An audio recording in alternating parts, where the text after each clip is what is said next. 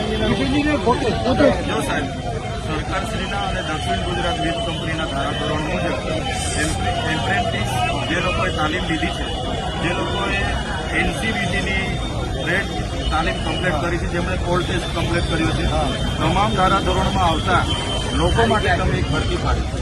19/1/2025 રોજ લેખિત પરીક્ષા લીધી છે. 20 તારીખે તમે રિઝલ્ટ બહાર પાડ્યું. 29 તારીખે તમે ફાઇનલ યાદી બહાર પાડી. બરાબર છે ને? તો 29 તારીખે તમે 1864 ઉમેદવારોની યાદી ફાઇનલ બહાર પાડી.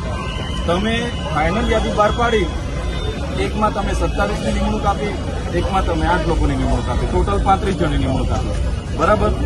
હવે તમે ખાનગી લોકોને ટેન્ડર આપી, તમે તમારા ખાનગી લોકો દિલ્હીના મેન પાવર પૂરો પાડવાની એજન્સી દિલ્હી આપી દીધી. હવે એ લોકોને 9 લોકોને દરેક સબ સેન્ટરોમાં 6 જિલ્લામાં તમારા 4 વર્તુળોમાં દરેક સબ સેન્ટરોમાં બારોબાર બિનકુશળ જેને કંઈ આવડતું જ નથી એવા લોકોને તમે બારોબાર ભરતી કરી નાખી. હવે આ લોકોએ એપ્રેન્ટિસ કર્યું, તમે કીધું એ તાલીમ કરી, એનટીવીટી કરી નાખી, બધું દુનિયાભરનું લિસ્ટ બહાર પાડ્યું. તમે યાદી બહાર પાડી કે 1864 જણ પાસ થઈ ગયા ભાઈ. તો 1864 જણને ભરતી કેમ તમે કરતા નથી? બારોબાર ખાનગી લોકોને કેમ ટેન્ડર આપી? એના 5 મહિનાથી અમે માંગ કરીએ છીએ. મેં તમારી સાથે વાત પણ કરી હતી 2-3 વખત. તમે કીધું કે કરીએ છીએ. આજે 5-5.5 મહિના થઈ.